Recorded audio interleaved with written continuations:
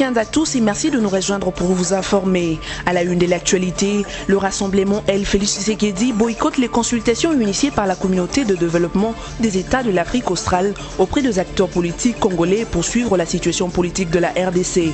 Selon Bertrand Ewanga, membre de cette aile du rassemblement, vouloir recevoir le deux ailes du rassemblement au même moment est une insulte. Un incident pourtant minimisé par l'aile Olengankoy.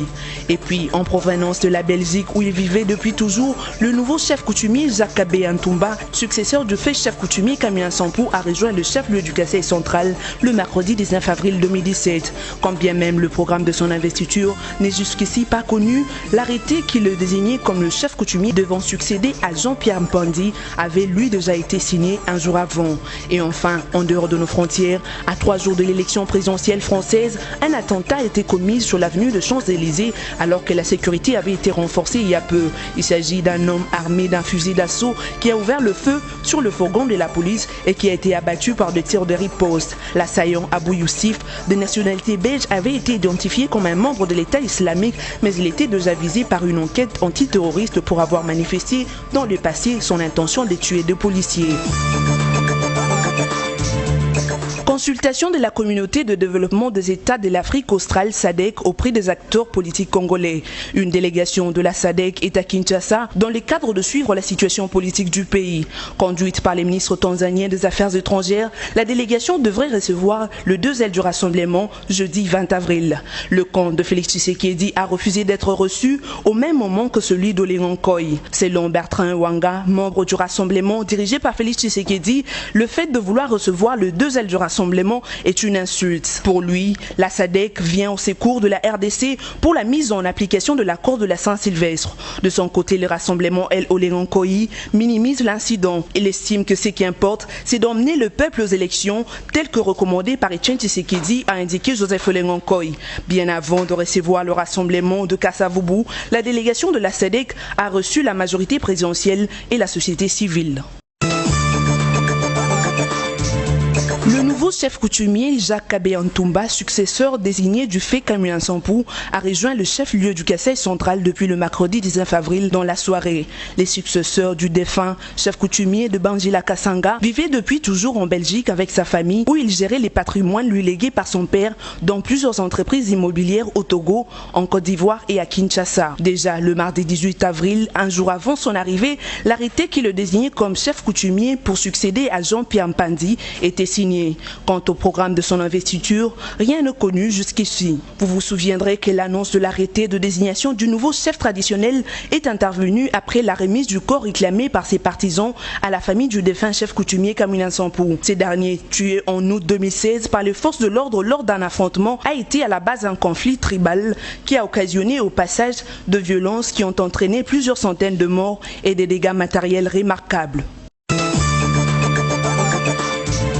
4 jours après la fin de vacances de Pâques, 4500 élèves n'ont toujours pas repris le chemin de l'école à Luilou et Moneditou dans la province de la Lomami. Il s'agit, dans les détails, de 1500 élèves du primaire et d'environ 3000 du secondaire qui ne vont pas à l'école suite aux violences meurtrières orchestrées dans cette zone par le milicien Kamwena Sapou, ont rapporté des sources locales. Les familles des élèves se sont réfugiées en brousse, fuyant les tueries et massacres perpétrés par ce milicien. De son côté, la députée nationale Angélique Milambo, élue de Luilou, lance un appel au gouvernement congolais en demandant de prendre des dispositions sécuritaires adéquates et urgentes pour ramener la sécurité dans ces 2 localités de la Lomami.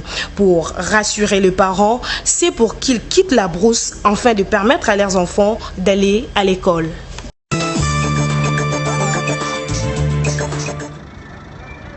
Un attentat a encore frappé la France à 3 jours de l'élection présidentielle. C'est sur l'avenue des Champs-Élysées à Paris qu'un policier a été tué et 2 autres blessés lors d'une attaque. L'homme armé d'un fusil d'assaut a ouvert le feu sur un fourgon de la police. Il a été abattu par des tirs de riposte. Un individu dont on connaît désormais l'identité, c'est un membre de l'État islamique. Mais cette identité doit être confirmée officiellement, a dit François Molin, le procureur de la République. Tout ce que je peux vous dire de plus, c'est que l'identité de l'attaquant est connue, a été vérifiée. Je ne vous la donnerai pas parce que des investigations sont d'ores et déjà en cours avec des perquisitions. pour engager des investigations et notamment s'assurer du point de savoir s'il a bénéficié ou pas de complicité. Donc je vous en dirai davantage, je vous préciserai l'heure au cours d'un point de presse qui sera organisé donc demain dans la journée. On vous précisera le moment dès qu'on pourra le faire. Pour vous donner donc de plus amples précisions. L'assaillant Abou Youssef, un sujet belge, était visé par une enquête antiterroriste pour avoir manifesté son intention de tuer des policiers. Arrêté le 3 février dernier, il sera remis en liberté par la justice, faute de preuves suffisantes selon les sources proches de l'enquête. Il avait déjà été condamné à 2005 à 15 ans de réclusion pour tentative d'homicide volontaire sur un policier, un élève gardien de la paix et le frère de celui-ci en Seine-et-Marne. Une perquisition a été menée au domicile de l'assaillant, titulaire de la carte grise du véhicule utilisé pour l'attaque meurtrière. Pas de vainqueur ni de vaincu hier au stade de Martyrs à Kinshasa au terme du match en retard de la deuxième journée du play-off de la Lina Foot qui a mis aux prises le tout-puissant Mazembe de Lubumbashi et le FC Renaissance de Kinshasa. Évoluant dans un stade archi-comble, les deux clubs n'ont pu faire mieux que de se neutraliser par un score d'un but partout. C'est le tout-puissant Mazembe qui voit ses volontés offensives recouper le premier lorsqu'à la 9e minute, son milieu offensif Poutou-Mabi Trésor ouvre la marque. Ne s'avouant pas vaincu, le FC Renaissance rejoint au score les tout-puissants Mazembe par un joli but marqué à la 38e minute par Christian Gimbi. À la deuxième période par contre, les deux équipes vont se contenir et aucune ne parviendra à marquer. C'est enfin sur ces scores de parité que l'arbitre va siffler la fin du match. Ce résultat permet donc au FC Renaissance du Congo de rejoindre le club à la deuxième place du classement provisoire avec 5 points pour 3 matchs livrés. Quant à Mazembe, il ne totalise que 2 points en 2 sorties. Le classement provisoire reste dominé par des SMP qui comptent 7 points sur les 9 possibles après 3 rencontres. À présent, les rappels de titre. À la une de l'actualité, le rassemblement El Félix Tshisekedi boycotte les consultations initiées par la communauté de développement des États de l'Afrique australe auprès des acteurs politiques congolais pour suivre la situation politique de la RDC.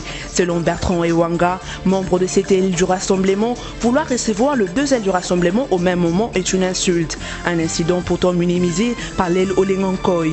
Et puis, en provenance de la Belgique où il vivait depuis toujours, le nouveau chef coutumier Jacques Antumba, successeur du fait chef coutumier Kamina Sampou, a rejoint le chef-lieu du Kasaï central le mercredi 19 avril 2017. Quand bien même le programme de son investiture n'est jusqu'ici pas connu, l'arrêté qui le désignait comme le chef coutumier devant succéder à Jean-Pierre Mpandi avait lui déjà été signé un jour avant. Et enfin, en dehors de nos frontières, à 3 jours de l'élection présidentielle française, un attentat a été commis sur l'avenue de Champs-Élysées alors que la sécurité avait été renforcée il y a peu. Il s'agit d'un homme armé d'un fusil d'assaut qui a ouvert le feu sur le fourgon de la police et qui a été abattu par des tirs de riposte. L'assaillant Abou Youssef, de nationalité belge, avait été identifié comme un membre de l'État islamique, mais il était déjà visé par une enquête antiterroriste pour avoir manifesté dans le passé son intention de tuer 2 policiers. C'est la fin de cette édition d'information. Merci de l'avoir suivi et bon suite de programme sur BSC TV, votre chaîne.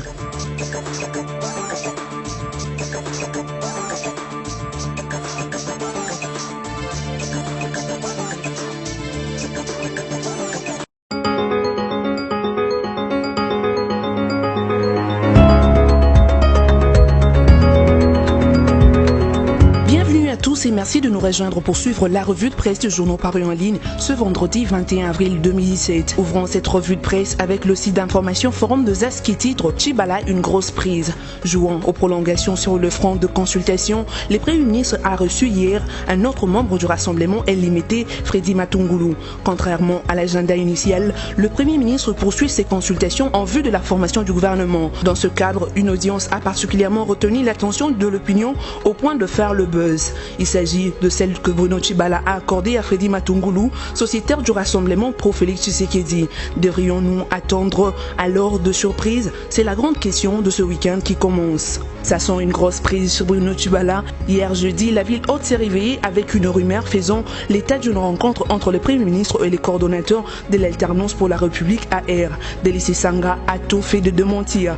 Par contre, celui qui n'a même pas besoin de démentir s'appelle Freddy Matungulu. C'est sociétaire du rassemblement dirigé par les tandems Tshisekedi Fils et Lumbi a été reçu au grand jour par le nouveau chef du gouvernement. Membre de la dynamique de l'opposition, le président du parti Congo Nabiso a dit à haute et intelligible voix avoir échangé avec les premiers ministres. Pas donc besoin d'être exégète pour comprendre qu'aux yeux de Freddy Matungulu, Bruno Tshibala est bel et bien le premier ministre de la République. Ses poids lourds et une de caution intellectuelle du rassemblement a donc pris ses distances avec l'imité, même s'il a affirmé avoir rencontré Bruno Tshibala à titre personnel, comme patriote et comme professeur. Tout le monde aura compris. Freddy Matungulu n'est plus sur la ligne du duo Fatih Lumbi. Poursuivant cette revue de presse avec la prospérité qui rapporte, le torchon brûle le rassemblement, premier court-circuit autour de la SADC. De justesse, l'éclipse n'aura pas eu lieu hier au rendez-vous de la SADC. Très fâché, le rassemblement de Félix a claqué, alors que le groupe de Joseph Olengankoyi s'est embarqué dans les discussions avec la SADC. Mais qui a fixé cette rencontre à la même heure et au même lieu? Scénario insolite. L'aile dure du rassemblement parle d'une partie remise après un incident survenu hier jeudi 20 avril lors d'un rendez-vous avec la délégation de la SADC conduite par un ministre tanzanien dans le cadre d'une énième mission de bons offices à Kinshasa. Félix et le sien, après avoir constaté qu'un autre groupe d'opposants se réclamant du rassemblement s'invitait à la table, ont préféré rebrousser chemin et rentrer carrément au QG de l'imité. Quitte à revoir les choses de telle sorte que les conditions soient réunies pour des échanges francs, directs, ouverts et constructifs sur les tenants et aboutissants de l'accord du 31 décembre et surtout sur les ratés en termes de la non-signature de l'arrangement particulier. De l'autre côté, le groupe restant sur les lieux, celui de Joseph Olengankoyi, est allé jusqu'au bout. Il a rencontré et discuté avec la SADC. Maître Lumé Adou Malégui, qui s'est fait passer pour le rapporteur circonstanciel, affirme qu'il y a personnellement participé. Ainsi, durant plus d'une heure, Olengankoyi et ses colistiers ont-ils tablé sur le point de divergence ayant été à la racine de tous les maux au niveau du centre interdiocésain. Allusion faite ici à la question du mode de désignation du Premier ministre et à la problématique du rôle de la SENCO pendant la transition qui ont été évoqués. Puis l'autre problème qui a fait couler beaucoup d'eau sous le pont, c'est cette nouvelle affaire liée notamment à la succession à la tête du Conseil national de suivi du Sphinx Etienne Tshisekedi Wamulumba, décédé le 1er avril 2017 à Bruxelles et dont le corps n'a même pas encore été ni rapatrié ni inhumé. Lumé prévient entre autres que le chef de l'État ayant pris les choses en main aurait à son avis résolu le problème du Premier ministre en désignant Bruno Tshibala. Donc il faudrait discuter sur le matière résiduelle. Délicé Sanga lui minimise le fait et parle simplement d'un petit incident. Pour lui, en effet, si les dispositions protocolaires sont prises, les rassemblements dans son format actualisé et restructuré autour du tandem Félix Lumbi rencontrera à coup sûr ces délégations de la SADC. Bouclons cette revue de presse avec actualité.cd qui rapporte qu'Assai Central, les coordonnateurs nationaux des Kamina Nsapu aux arrêts. Les forces de sécurité ont procédé dans la matinée du jeudi 20 avril dernier à l'arrestation de M. Jean-Pierre Kasonga, coordonnateur national de la milice Kamina Nsapu, à son domicile au quartier Tshisambi dans la ville de Kananga. Ces derniers s'était plusieurs fois présenté lors de rencontres avec les autorités comme coordonnateur national du mouvement politico-coutumier Kabukulu Kamina Nsapu, vrai libérateur. Il est aussi présenté comme l'un de dur Kamina Nsapu. Lors de ses rares sorties médiatiques, Jean-Pierre Kasonga avait conditionné l'abandon de la lutte par la mise en œuvre intégrale de l'accord du 31 décembre 2016 et la reconnaissance du tribunal que les Kamina Nsapu avaient institué, tribunal devenu célèbre par la décapitation de personnes jugées fautives. Son arrestation est intervenue un jour après l'expiration de l'ultimatum de 48 heures lancé aux Kamina Nsapu réfractaires au processus de paix pour déposer les armes. Jean-Pierre Kasonga a été transféré à l'auditorat militaire. C'est la fin de cette revue de presse. Merci de l'avoir suivi et bonne suite de programme sur BSC TV, votre chaîne.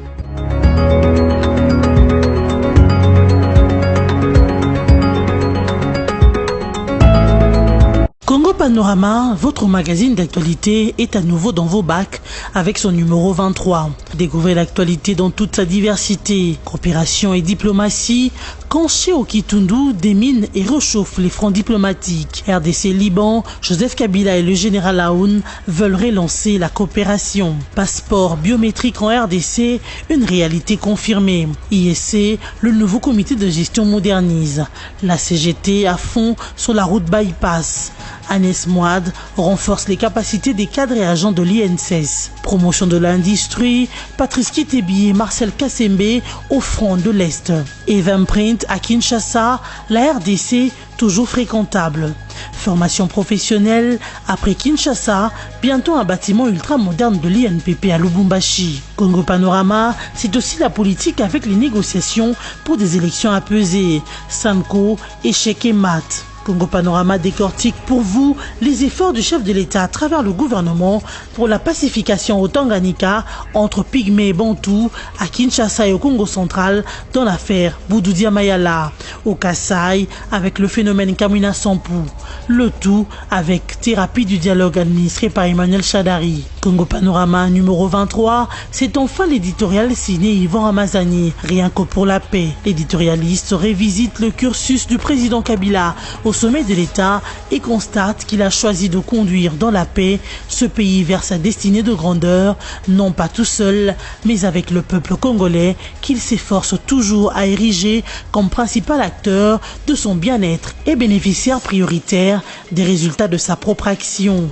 Tout cela au nom et pour la paix, rien que la paix. Congo Panorama, s'investir pour un Congo émergent. Congo Panorama, toute l'actualité à votre portée.